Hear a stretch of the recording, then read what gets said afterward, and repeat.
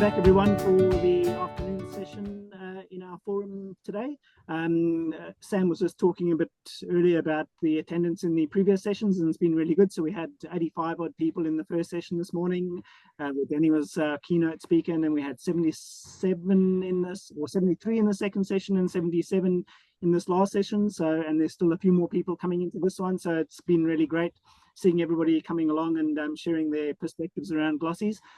So we've got another really useful session this afternoon talking about managing glossies in agricultural landscapes. And I think the important thing there is how we can go about managing our species and our threatened species in areas that aren't in the public estate and on conservation land that are already protected, for example. So we know that there's a lot of land that's managed by private landowners, and we need to work with them to try and make sure we can conserve species like the glossy black-cockatoo. So I think today's or this afternoon's talks are going to be sharing some light on that. So we have talks by a range of people in different groups, and we're going to kick off with Brian Hawkins and Lauren Hook.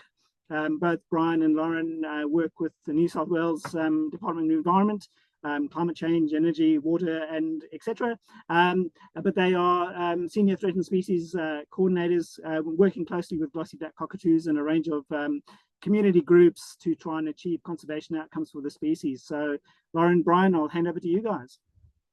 Thanks, Guy. I'm just going to share my presentation. All right. G'day, everyone. It is wonderful to be here at the Glossy Forum. Brian and I will be talking about local area management programs known as LAMPs.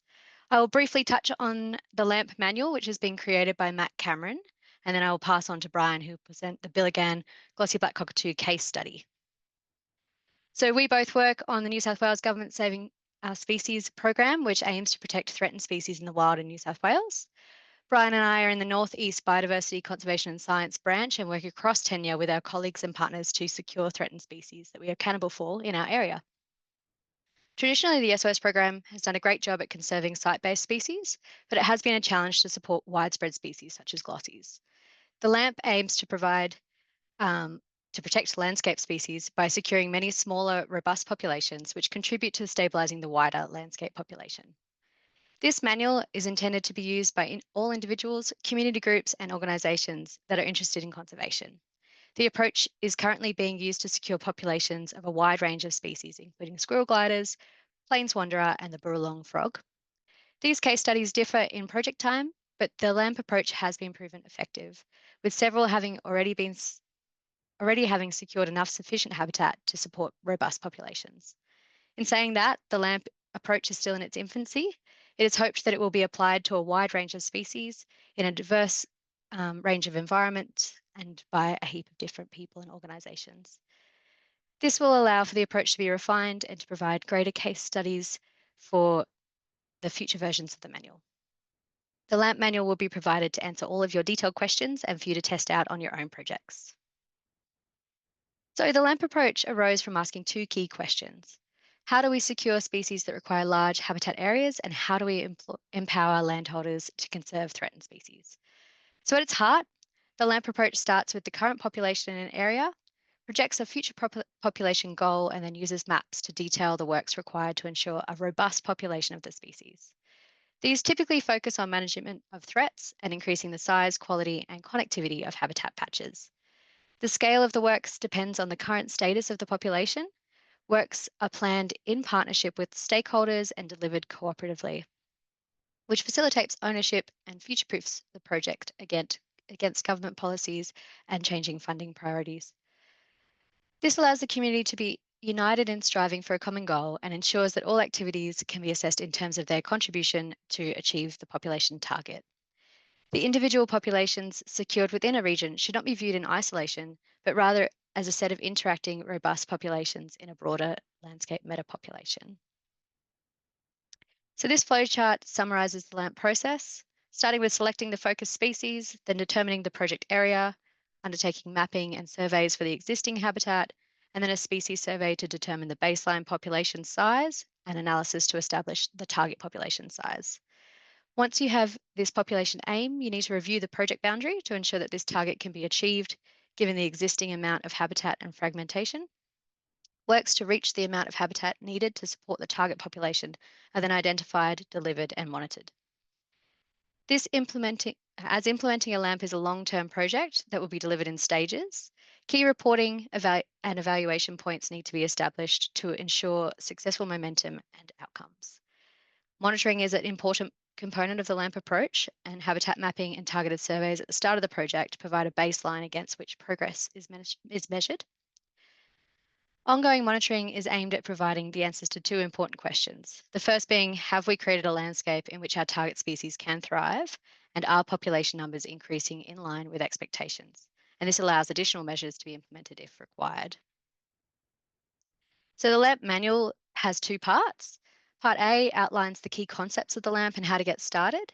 It looks at how to define a robust population that is strong and healthy with a high likelihood of persistence, with around 500 to 1,000 effective individuals.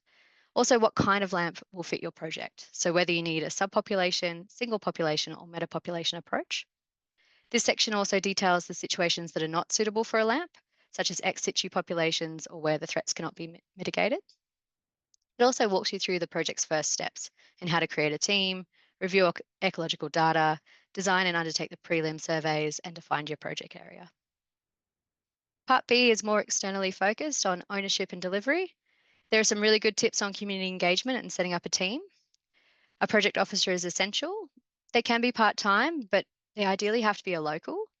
And setting up an advisory group is a valuable source of knowledge and support to the project team. How to engage the community through building and sharing knowledge, skills and experience, and how to transition to independence and community leadership with an embedded culture where protective behaviours become the norm. The planning section dives into how to estimate population size and determine the scale of works required. Delivery looks at developing achievable and measurable actions and targets, working with landholders and setting up landholder agreements. Analysis looks into the different techniques of monitoring and habitat mapping.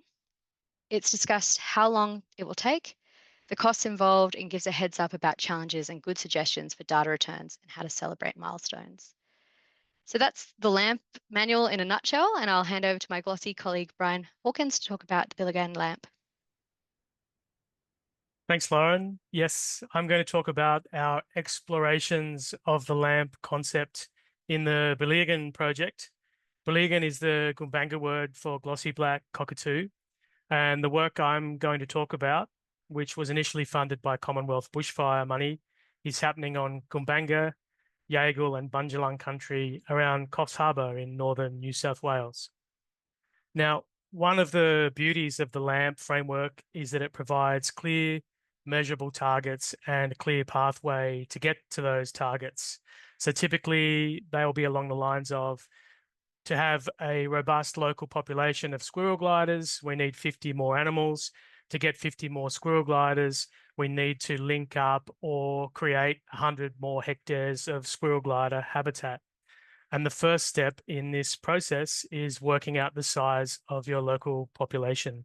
Ding.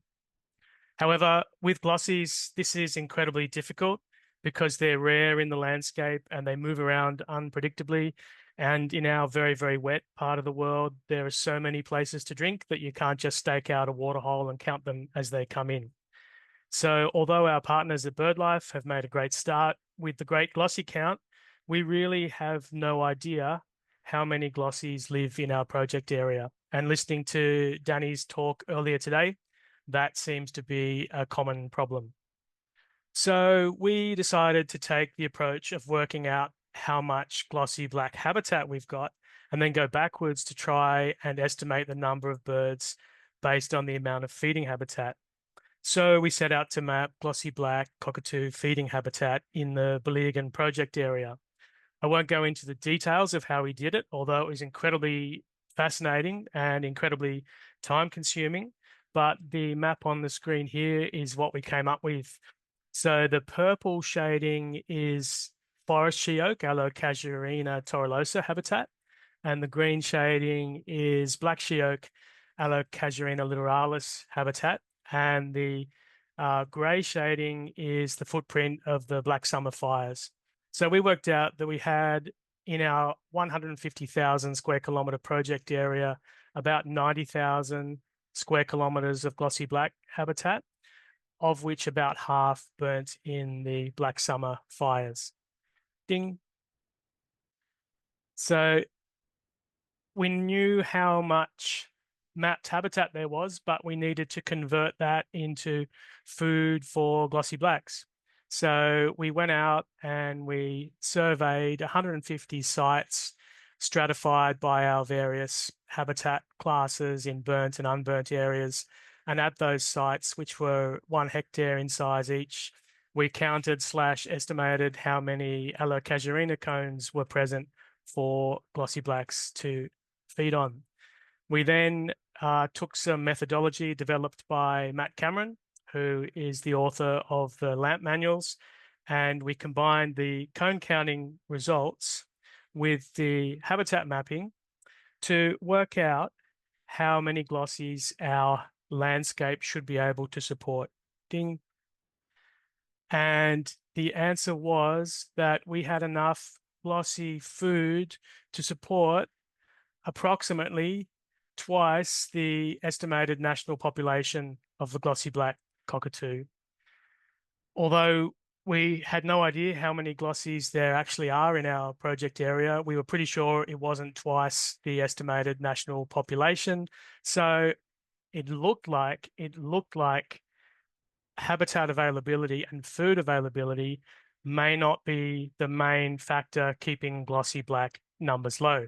So if habitat availability wasn't a problem, what was? Well, ding, one obvious answer is that maybe there was something going on that was affecting breeding success or nesting by glossy black cockatoos. Maybe there's a shortage of nest hollows, or maybe the pairs that do breed have very low nesting success, like was the case on Kangaroo Island, where brush-tailed possums were predating on birds and making the pairs there have a very low nesting success rate. So we realized that we needed to go out and we needed to look at glossy black cockatoo nests. However, at that stage, there were no active glossy nests known in the Biliirrgan project area, very few in New South Wales as a whole.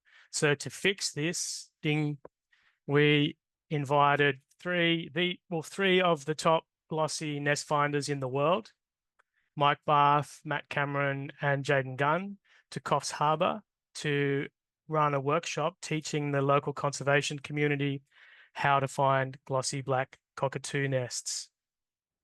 Ding. To cut a long story short and summarize thousands of hours of work, mostly by volunteers, which I'm going to talk about later this evening in the citizen science component, in the citizen science session. So if you're going to come to that session, maybe cover your ears for the next bit because it might ruin the ending. But to cut a long story short, our nest finding workshop did work. Took more than a month before we found our first nest. But so far in 2023 and in the winter of 2024 just gone, we've found a total of 9 glossy black cockatoo nests in our project area. And we've been using cameras and sound recorders to monitor nest success. It's very early days, but so far there's no evidence that nest predation rates are unusually or unnaturally high. Whereas possibly we think that shortage of nest hollows may be more of an issue. But like I said, it's very early days. So where does this leave us in terms of the LAMP? Ding. It's important to remember that the P in LAMP doesn't stand for plan, although hopefully we'll get a plan in the end. It stands for program. It could also stand for process. So we are in the process of gathering the information we need for successful glossy black cockatoo conservation at the scale of our Biliirrgan project area. We're starting to get information on nesting. We've found 9 nests, but ideally we'd like to find 30 or more. We're beginning to look at alternative methods of counting the population, such as facial recognition of flossies or nocturnal thermal drone surveys. We're also thinking about whether, given the difficulties of counting numbers of birds, we could use alternative targets, such as areas of habitat or numbers of suitable nest sites. And in the meantime, we're producing a conservation toolkit that outlines the key activities that we can do to look after glossies. Here they are on the screen, pretty much what you'd expect without really setting out a clear, systematic LAMP style pathway forwards. Penultimately, Ding, I just wanted to thank everyone who's contributed to this work, especially the Glossy Squad, who I'll talk more about this evening, and everybody who loves Glossies in general. It's a long game, but the species has such strong community support that I'm hopeful that in about 5 or 10 years, we'll be at the point where we know the steps we need to take and are taking those steps to conserve our local population of Biliirrgan. Finally, I'd like to encourage everyone today, if you're interested, have a crack at conserving Glossies through the LAMP model.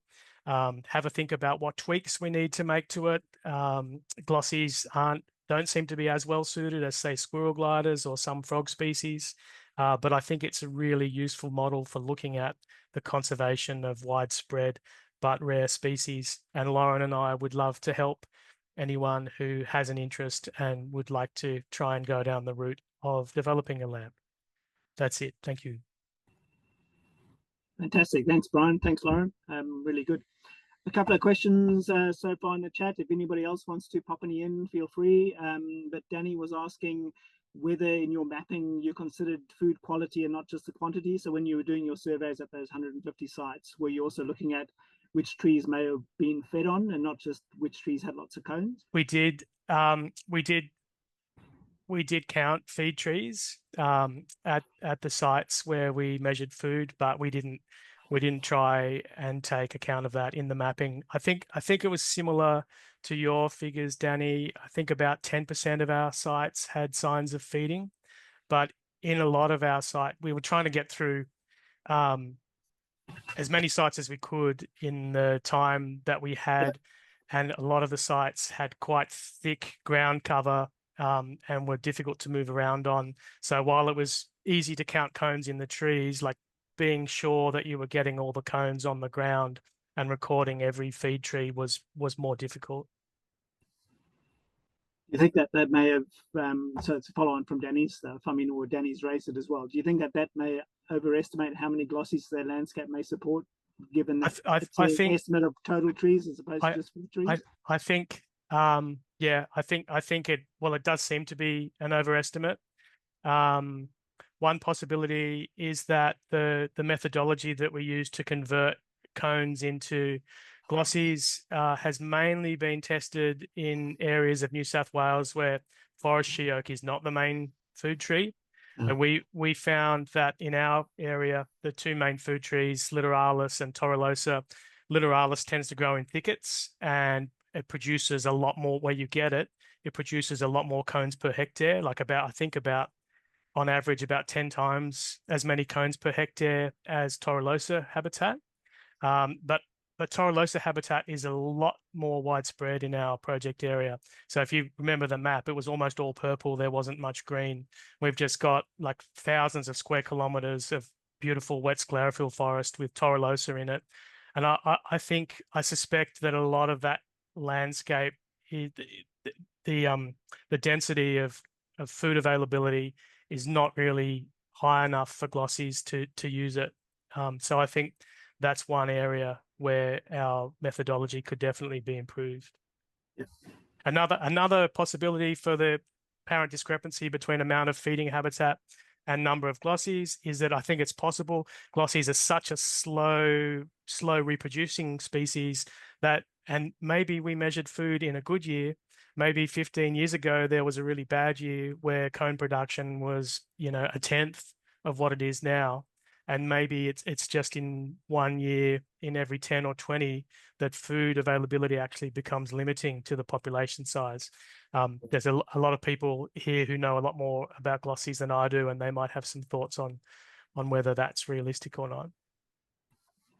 One quick question before, so Talia was asking whether you have any information on the nesting success from the nests that have been monitored so far. Yeah, produced chicks. It's a skewed result because I believe that most nests fail in the first early on in the nesting process, whereas most of the nests that we've found late in the nesting process. And so far, there's only one nest that we've actually been able to monitor over 2 successive years. So we've been able to monitor that nest right from the start of the 2024 season. But we think that 7 out of 9 nesting events have succeeded. That's great. Yeah, but it's likely to be actually lower than that. Like I believe the nest success in a natural healthy population is somewhere between 30% and 50%. So I think if we can ultimately find a nest success of a 50% or higher, then we can probably say that nest predation is probably not a key threat to the glossies in our part of the world. Cool. Awesome. All right, thanks, Brian. Thanks, Lauren. We'll move on to our next speaker, who is Diane Guthrie from the Lockyer Valley, who runs or spearheads the Lockyer Uplands Catchment Inc. I've been working with Diane for a number of years now, and Diane's one of the champions in the Lockyer Valley, championing not only conservation of threatened species like the Glossy Black-Cockatoo, but also koala and other threatened species in the landscape, and looking at these kind of landscape level approaches to how we conserve threatened species. So Diane, I'll hand over to you, and when you need your slide changed, I think Sam will manage the arrow keys. So can you hear me now? We can. Yep. Okay. Good afternoon from a very wet and drizzly Lockyer Valley. Quite miserable outside. A bit of a hitch that I'm relying on Sam to fast forward my slides, so I'll be saying next at multiple stages. So I hope it all works quite smoothly. I'll be talking about an example of a landholder-driven research project on Glossy Black that was planned for a 5-year period.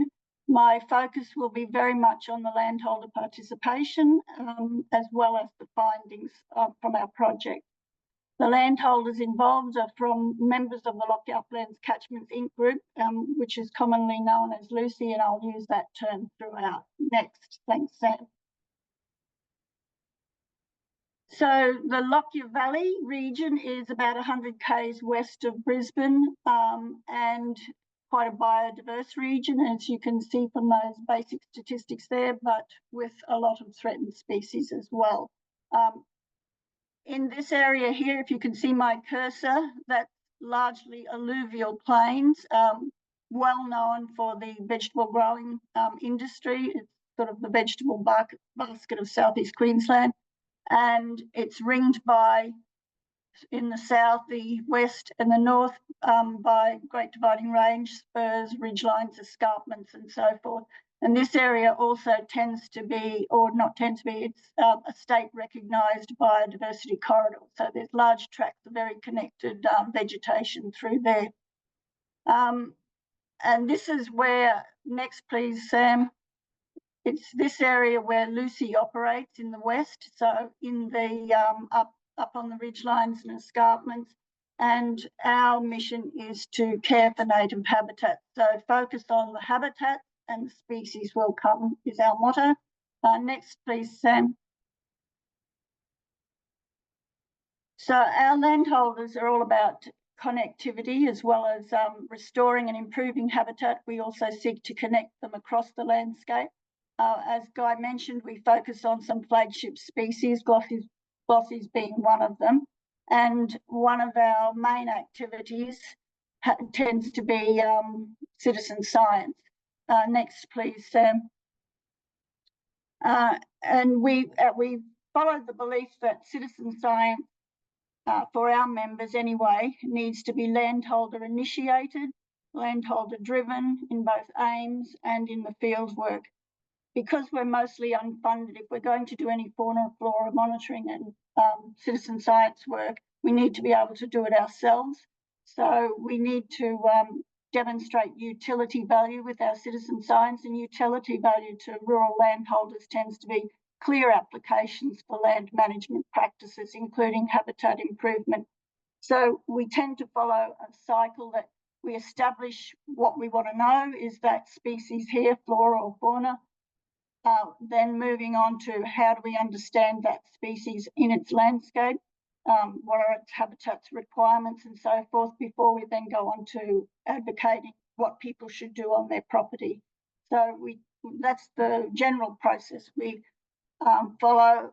Next, Sam. Plus, because we want to contribute to knowledge building and to have robust findings, we always try to partner with an academic mentor.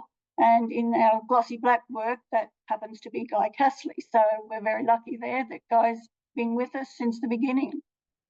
So next, please, Sam.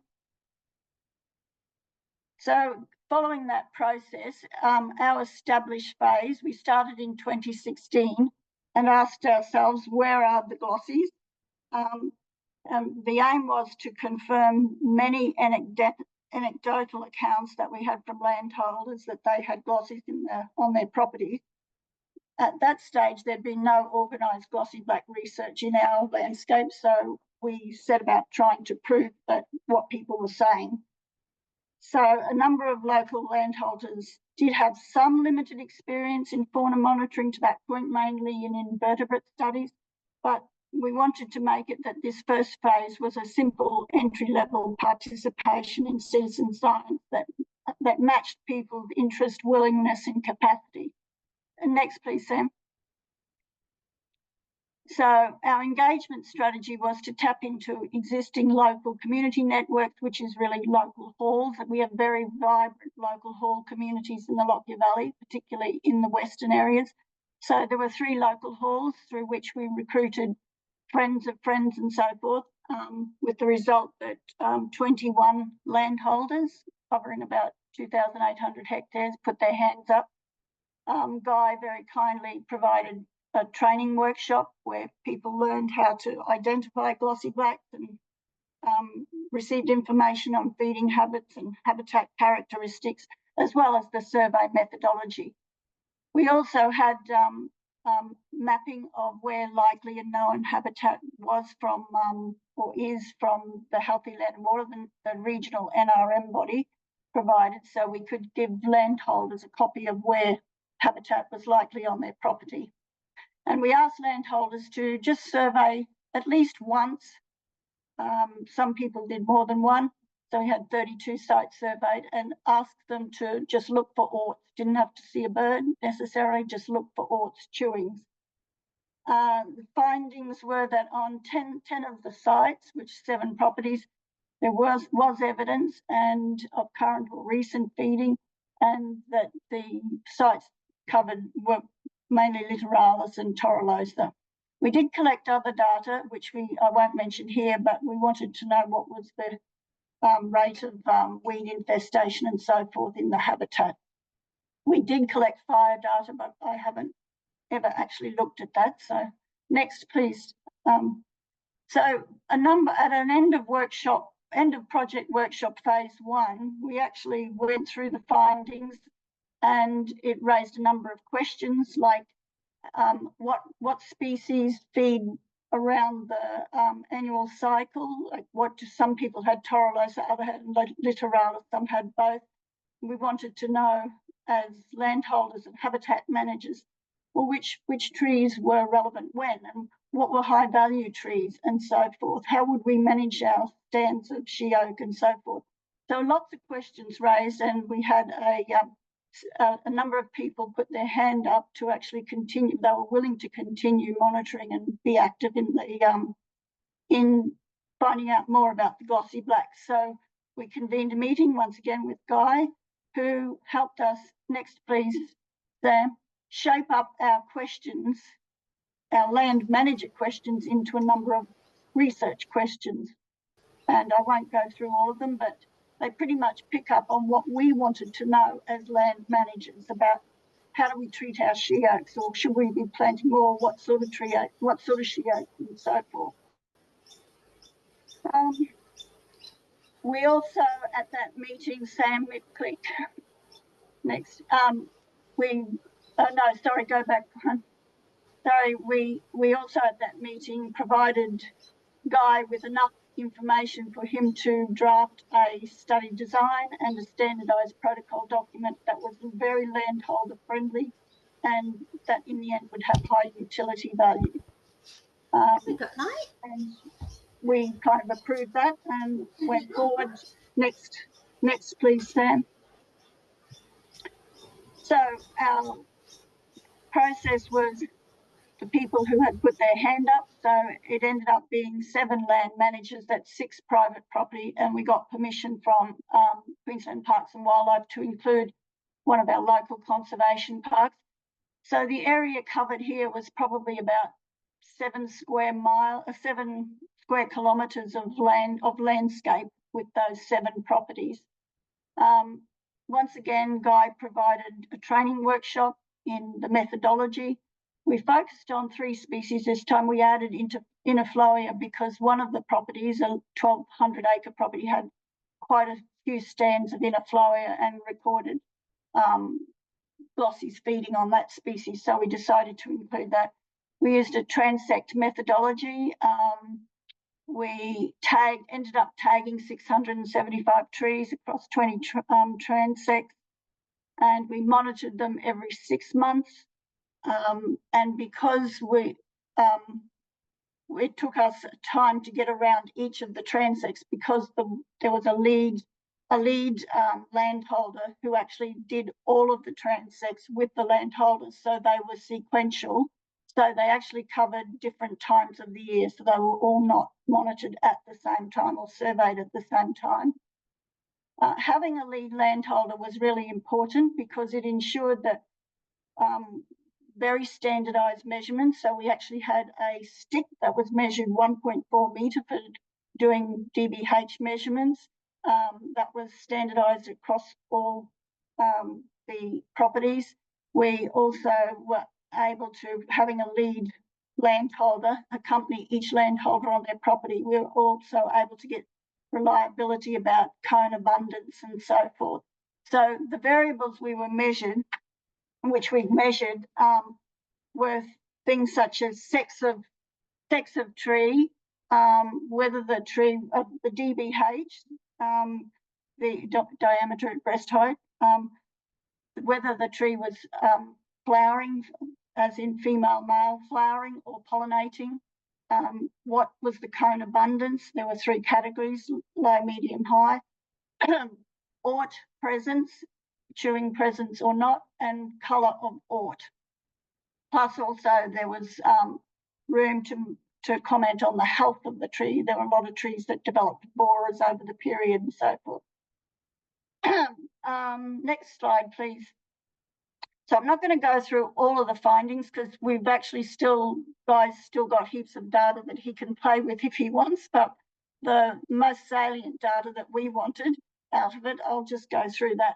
So in the landscape, clearly it was, and it is, the landscape, the topography is really basaltic columns with sandstone layers and so forth. So not surprisingly, the Biliirrgan was the dominant species, which you would typically find on more sedimentary sandstone type ground. And it also, Biliirrgan also tended to be the most dense of stands. We found Torullosa tends to be more on the basaltic soil and in the gully lines, but Biliirrgan was clearly the dominant one. Female trees made up 48% of the whole sample. And in that left-hand column, in brackets, you can see how many females there were for each species. And controlling for sample size, Biliirrgan made up the majority of feed trees, that is female trees with chewings underneath them. And in fact, controlling for relative abundance in the landscape, the odds of a Biliirrgan female tree being a feed tree was greater than for either Torullosa or Interspersed, which didn't differ significantly from each other. It's next, please, Sam. The Biliirrgan is this. Oh no, go back to that down the bottom there. Yeah, Biliirrgan is the smallest of the feed trees, with Interspersed being the largest. But overall, bigger trees were more likely to be feed trees for all species. Interestingly, for A. Biliirrgan, the odds of being fed on increased by 27% for every centimetre diameter increase in tree size. 2 minutes, Diane. Okay, Littoralis and Torullosa feed trees showed evidence of being fed on multiple times, where Inifloria was fed on only once only. Cone abundance was associated with the tree being a feed tree for each species. Being fed on was not related to tree density for any of the species. Next, please, Sam. What we did notice, worryingly, was a decline in feeding evidence over time. And of course, that prompted the question, what was going on? So if we go to the next slide, we can see that decline in feeding evidence was also paralleled by a terrible increase in mortality over time for those species, and dramatically so for Littoralis. And if we go to the next slide, we can probably pretty much see why. 2019 was like the peak of the drought, and A. Littoralis died off faster when the previous year's rainfall reduced, and while the other two were more tolerant of reduced rainfall. But in some cases, for example, in one of the transects, 3 out of 56 trees survived only. In another transect, 4 out of 78 trees survived. That is of Littoralis. They really, really were hammered by the drought. So where did that leave us? We had planned a 5-year study. It was already 3.5 years, and we pretty much had nothing in our transect, our Littoralis transect, left to monitor. So we took a step back to reconsider the best value effort for the remainder of the project timeframe, because we were losing our favoured feed tree at a significant rate. But our reasoning was that droughts and floods and so forth had shaped the landscape and the mix of trees that we had. So maybe Littoralis could come back quicker, faster than the other species. And that's when Guy suggested we look at recruitment rates between the 3 species. So next slide, please, Sam.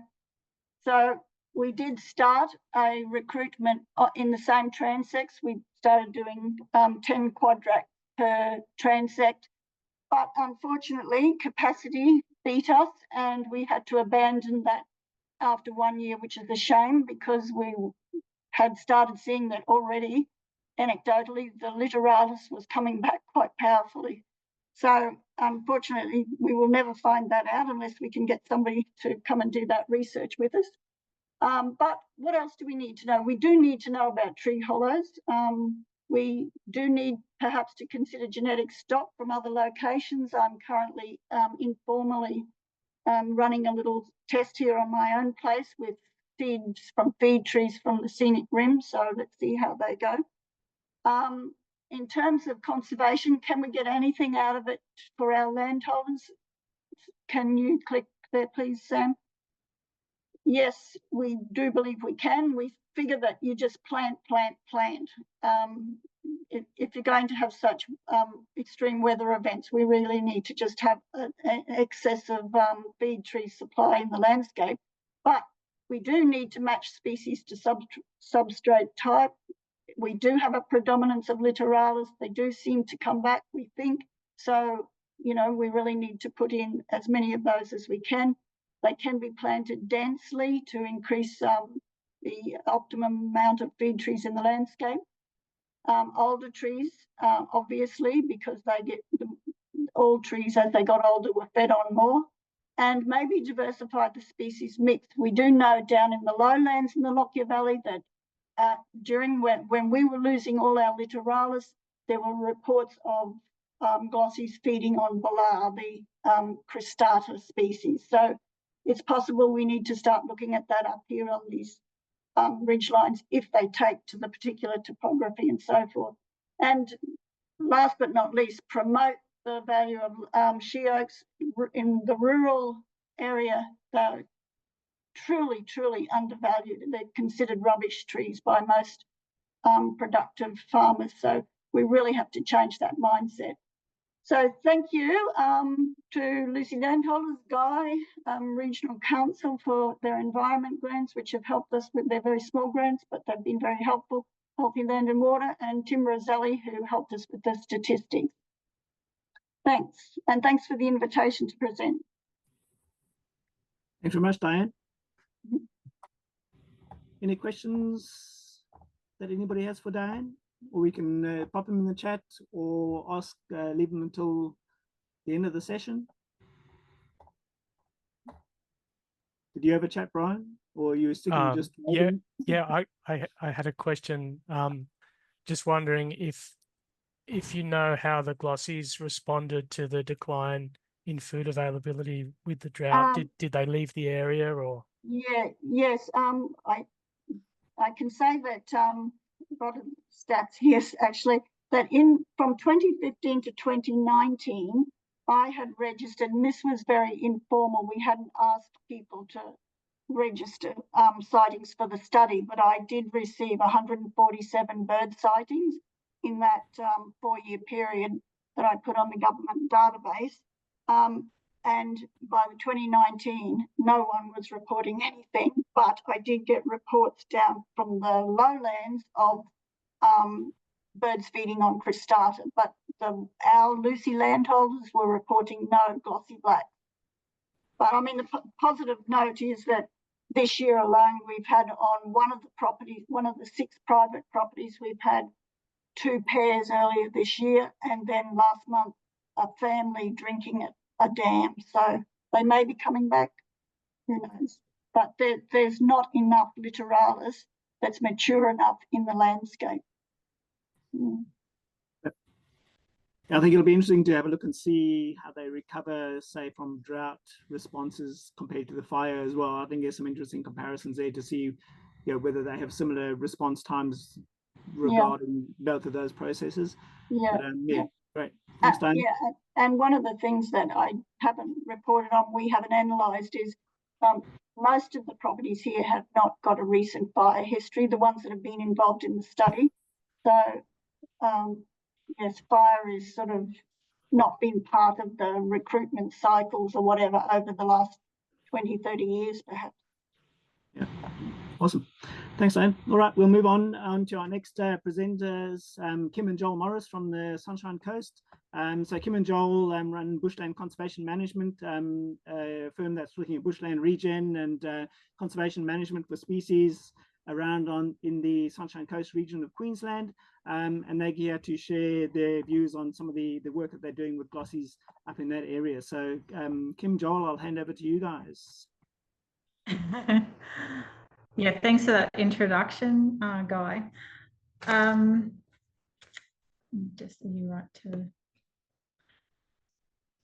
We would like to thank the Glossy Black Conservancy for creating and hosting this forum. To be able to hear research from the Glossy Black community across the country is such a unique opportunity to connect with like-minded professionals, share valuable insights, and contribute to the preservation of this magnificent species. So we are very proud to be a part of this collective effort and safeguard the future of the Glossy Black-Cockatoo. Our team at Bushland Conservation Management focuses our research project efforts across southeast Queensland, primarily Sunshine Coast, Noosa and Gympie regions. This work includes 3 biosphere reserves, including national parks, bushland reserves, suburban and agricultural lands. We are just going to play a snippet of call audio from the project because we all love that sound. And I'll just keep chatting. Hey, Kim, that audio is not coming through. That audio is not coming through. So you might have forgotten to hit the share audio button when you shared the Zoom. That's okay. Yeah, we'll skip that part. We can hear it. Yeah, so we did have a little juvenile begging call in there, so that's a shame I couldn't share that with you. So our efforts aim to support and preserve the unique biodiversity of these regions with natural areas management.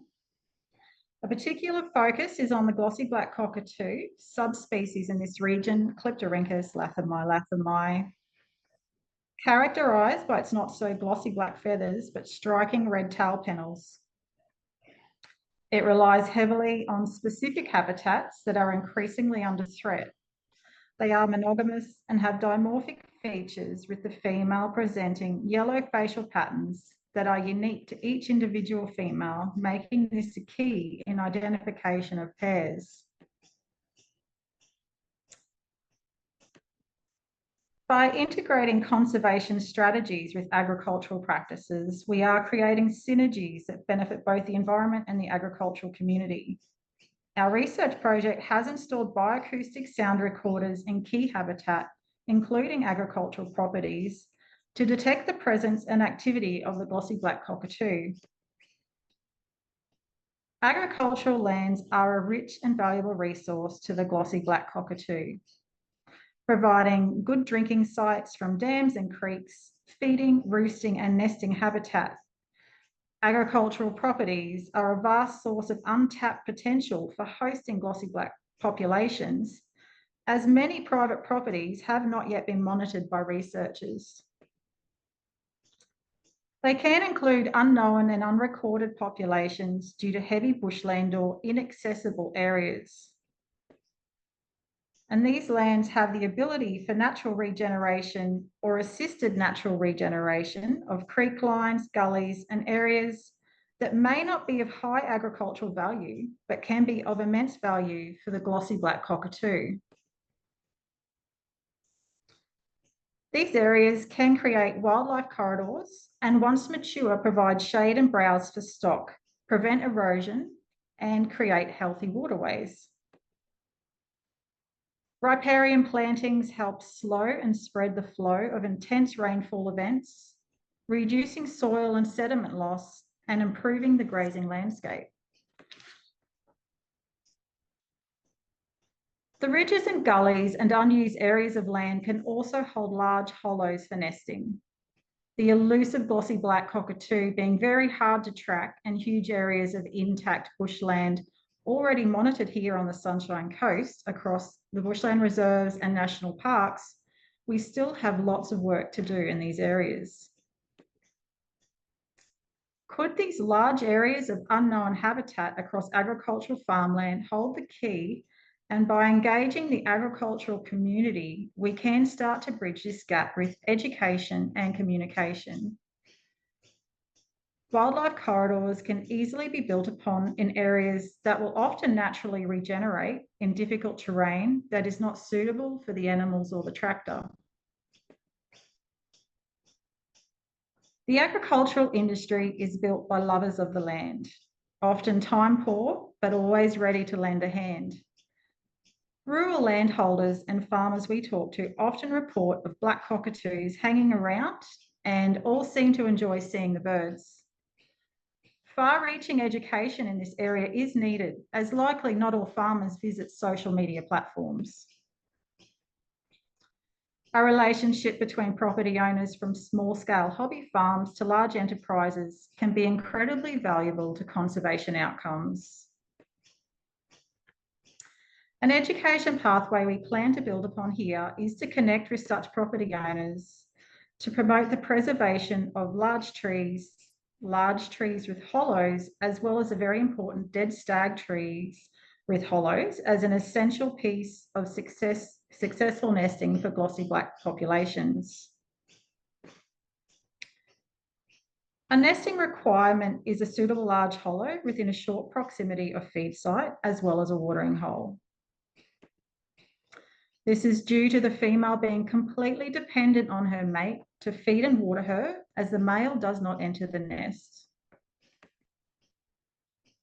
Finding a lone male can be a great indicator that he has a female on a nest, as is spotting a glossy near a large hollow. So we aim to, and urge other researchers and stakeholders to engage across platforms that the farming community may relate well with, promoting education at farming expos and ag shows, possibly stock feed and ag supply stores, as well as related reading material. Our objective is to reach a larger audience.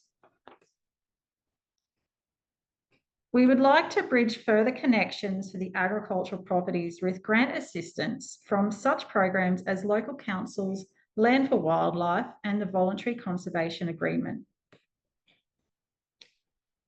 We see this as a rich resource for financial assistance and education in areas that are not as exposed. Funding can help with internal fencing for stock exclusion zones, weed management, tree planting and bush regeneration and revegetation, as well as nest box installation.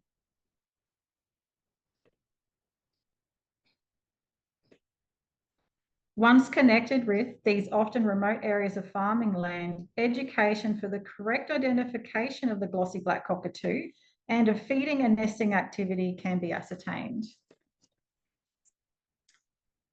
We have 3 black cockatoo species in this region with the glossy black cockatoo. I've just got a female here showing off her yellow facial markings. And we have the red-tailed black cockatoo and the yellow-tailed black cockatoo. If you just want to flick through. That's the red tail and the yellow tail. BCM have developed a sighting submission page on our website for the community to report sightings for us to follow up on, and once verified, the data is logged. A large portion of the sightings are incorrect identification and often the yellow-tailed black cockatoo. And of course, we are also interested in all the cockatoos, and notes are taken and recorded of any significant activity of other species across our research zone. We have noted that these other black cockatoos, as well as the sulphur-crested cockatoo and other parrots, have a crossover and do begin nesting throughout glossy black cockatoo breeding season.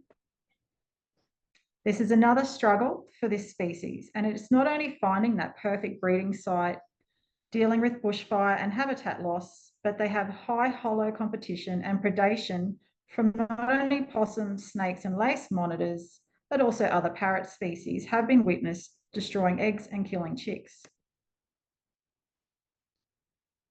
Once the nest site has been identified, measures can be put in place to better protect the nest site from predators, and this can include using tin or plastic tree collars for climbing prevention, as well as clearing connecting canopy from other trees to prevent possum access. We can also build upon nesting areas with adding artificial hollows nearby to promote a cluster nesting area for the local population. Continuing with feed tree and habitat planting sites is also very important to nesting locations as well as watering sites. The importance of keeping old hollow-bearing trees is vital due to the hardships this threatened species is facing, and so is the importance of education in relation to feeding habitat. Farming communities may well not be aware of the important potential habitat that could be intact in unused or inaccessible areas on their properties. The preferred feeding species of Alocasuarina littoralis and Torullosa here grow in open eucalypt forest or casuarina forest, and the scrub can appear to recover quickly after clearing or fire. We have all heard the well-known wattle versus farmer battle. This is one of those situations where a plant is where it's not wanted, therefore to be considered a weed. The wattle is doing its job as a pioneer species that forges up and protects the slower emerging plants, offering shelter and nitrogen fixing. But for the stock farmer, it can be a repetitive task in removing them from the pasture zones. So we question, could the she oak be seen as a weed, or at the very least, the type of bush that will just bounce back due to its monoculture tendencies and normally dependable ability to regenerate across a bushland? By promotion of the selective feeding requirements and preference of mature seed producing trees for this threatened species, it may very well help change that type of clearing once the importance of the feed sites is understood by the greater community. Bushland Conservation Management have observed that the Alocasuarina littoralis and Torullosa species require tree maturity of 7 to 10 years of age to attract the glossy black cockatoo. After 2019-2020 bushfires here, large amounts of feeding and likely nesting sites were destroyed. BCM have also noted that the glossy black have not yet returned to those bushfire affected sites 4 years on. The following year after, in 2021, the birds were seen to feed in areas containing mature she-oak, but not visited pre-fires. Though of seemingly perfect glossy conditions with many she-oaks, large hollows and water availability, the birds spent 1 season only and have not returned since. They are now seen feeding in backyards, on road edges, and utilising she-oak untouched by fires or development in their preferred localities that have been impacted by the fires or a development clearing of feeding habitat. This indicates that when necessary, they can be opportunistic for a short time, but prefer to stay loyal to their valued and highly nutritious feeding grounds. Just going to hand over to Joel, who is part of the Rural Fire Brigade. He's going to just discuss a little of the bushfire work. Bushfire hazard reduction burns. Bushfire hazard reduction burns and cultural burns are important to the Australian landscape. Many Australian native plants require heat and smoke treatment for germination. Fire is a tool and is used on grazing pasture for weed burden reduction, but should not be abused. A well-planned fire schedule conducted to actively prevent bushfires is useful management tool for improving land condition. Due to a heavy ground strata burden across ecosystems here on the Sunshine Coast, fuel load reduction burns on a scheduled basis are required. The ecological and community values from the burns is significant, but we believe the glossy black-cockatoo may pay a price for this reduction of feed availability, pushing populations into areas further afield and certainly making them harder to track. As the sites aim to be on a 5-year schedule in certain areas, a hazard reduction burn not allowing the trees to gain the 7 to 10 year maturity that is not notably seen here as a preference for feeding selection for the Biliirrgan. Very cool burns are desired, but not always achievable with environmental factors and costs. Queensland Parks and Wildlife, as well as local councils, have been positive and willing to discuss these findings to work closely to prioritise larger mosaics and around habitat trees. This will be formally presented in our 2024 yearly report and put forward to relevant departments to consider and discussions of trials. In conclusion, there are many important projects across Australia in protecting and preserving the glossy black-cockatoo. Access to funding is vital as further research is knowledge and key to implementing better conservation strategies. Further education in the plight of this threatened species across farming sectors and local community could unlock more information to assist with the recovery program of the glossy black-cockatoo. And thank you for listening. Fantastic. Thanks, Kim, Joel.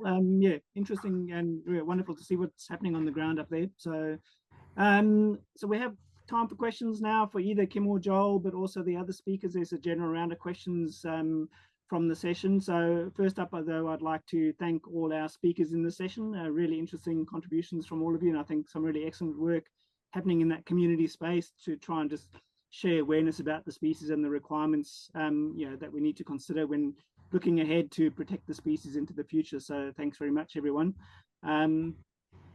All right, we have a bit of time. I think we have to wrap up by 4, so we have about 15 minutes of question time. So if anybody wants to pop questions in the chat or raise your hand in the forum, hopefully someone will be able to see your hand. I can see about 6 people on my screen. We do have a wrap-up time of 4:15 as well, guys. So we do have a bit of flexibility there. Yeah. Extra time. But no one's going to complain if we finish early, but just we do have that extra time. Yeah. you got more time for your cocktail hour. That's right. All right. So let's have a scroll up through the questions. If anybody has a question online, just feel free to use your mic while I'm scrolling up to see if there's questions above that I missed. Someone did ask if there was an equivalent staff member to Brian that works on the south coast of New South Wales. Yes, I think Kelly Roche replied saying that. Oh, she did. Hello. I'm here. I'm talking in the next little session after this, so cool. On the panel. But yeah, if anybody wants to get in touch with me, yeah, just definitely put something in the chat and I'll send you contact info or send me yours. Excellent. Thanks, Kelly. Kim and Joel, I had a quick, those nest boxes that you guys have been using for the Glossies, the reconstituted plastic bottle ones and things. Have you had any use of those tubes yet by anything? I mean, hopefully Glossies, but have you had any kind of indication of how well they're being used or how many have you deployed?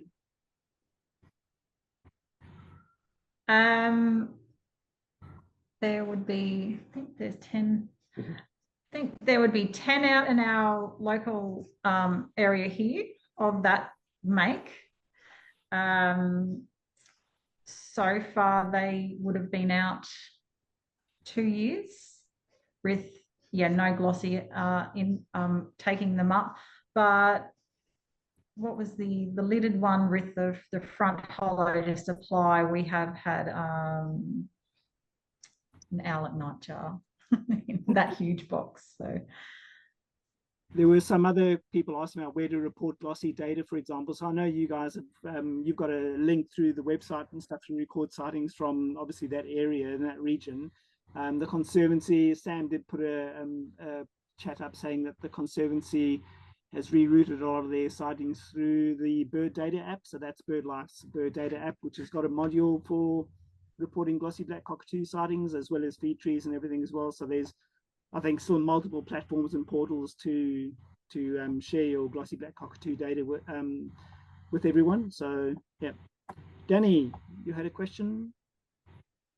Yes, I just put it in the chat, but I'm just keen to hear more from Kim and Joel about the acoustic monitoring. How's it going? Are you finding glossies? How are you finding the method generally working well? What are your thoughts? Yeah, we are not finding a lot of glossies, Danny.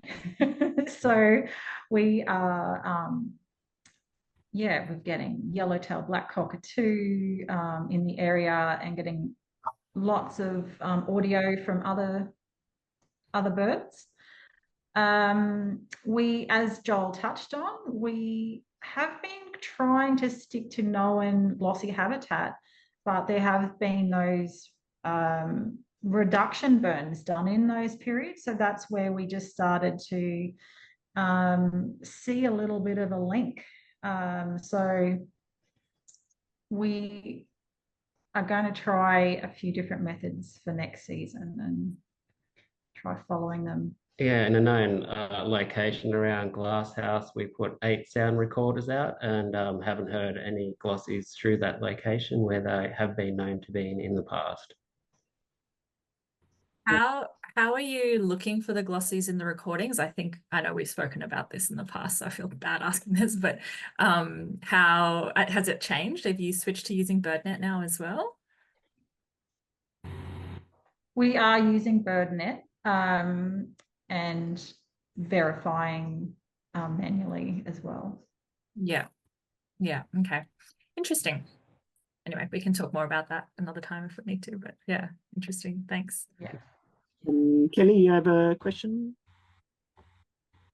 Not so much a question, excuse me, but I was just going to give another answer on the where to record sightings.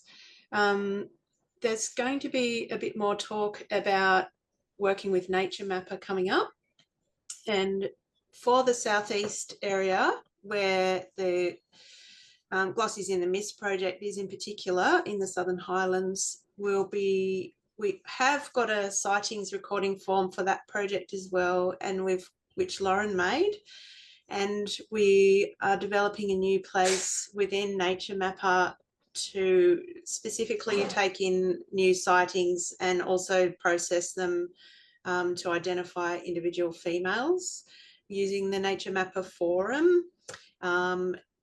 And once that gets up and running, we're hoping that that might be a model that gets picked up and used across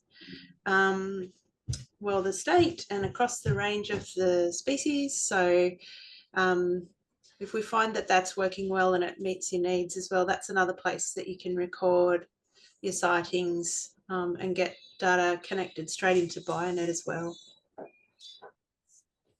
That's all. Yeah, with those Bionet sightings, so that Bionet, for those of you that may not be familiar, so Bionet is New South Wales, wildlife database basically. So Queensland, for example, would have a different database, and I think, I'm not sure whether there's a data sharing agreement between Queensland and New South Wales, for example, between looking at collaborating. So that's one of the key things. As an academic, I'll go, well, it'd be great to have a single data source everywhere, as opposed to having to go to Bionet and as well as WildNet, as well as then whatever Victoria's using and such. So I think it's great that there's all this passion to get everything up and everything recorded. But I think there is also scope to try and see if we can't look at how we make sure that the data is being shared. I don't know if is Bionet on ALA as well. There's definitely access available for anybody who applies for records. It's not that hard to get. And the beauty of using Bionet in New South Wales records is that it feeds directly into our New South Wales planning system. So any development stuff that comes through has to pay regard to those records, which is why I'm sort of so keen on everything going through Bionet, and as we all probably are in New South Wales. Yeah, and I think that is an important consideration when we're thinking about planning permissions and development applications and things that go on across the country. You want to make sure that any development has to consider where there are records for certainly threatened species like glossies or koala or anything. And if the records aren't available in an accessible framework like Bionet, then people just don't use it. So it's great. Guy, Liz Gould also just asked if bird data is integrated into Bionet or WildNet. Do you know the answer to that? I'm not sure if the bird data are. I think bird data goes onto ALA, but I'm not sure if bird data have got an agreement with Bionet or WildNet. No, and I think bird data are not connected to eBird. No. I think the story with bird data is that it gets uploaded manually into Bionet, but there's no automatic transfer, and it may be several months before a record comes from bird data into Bionet. So definitely, if it's a really important record, like a nest site or whatever, it's good to try and get it directly into Bionet as well if you're in New South Wales. And normally when there would be, if there were any concerns about records being duplicated or something, that's easy enough to filter out. Most systems are able to look for duplicate records based on date, time, location, and all the rest of it. So it's easy to screen those if you think there may be a risk of having duplicate records. So definitely, if Bionet's a kind of this is the current status net record, then that's the best one to use. You don't want to have a lag where records from 2 years ago haven't been updated. Also, Bionet is the regulatory place. So if there's development or anything like that happening, that's the only place that they need to look. And it's the same up in Queensland. WildNet, I think, is the go-to in terms of looking at records. I just wanted to say as well, I just popped the LAMP manual into the chat, so love everyone to have a look at it and see how it fits into your projects and what you think about population numbers for glossies as well, and methods for that. We'd be really interested. Yeah, thanks. Thank you. I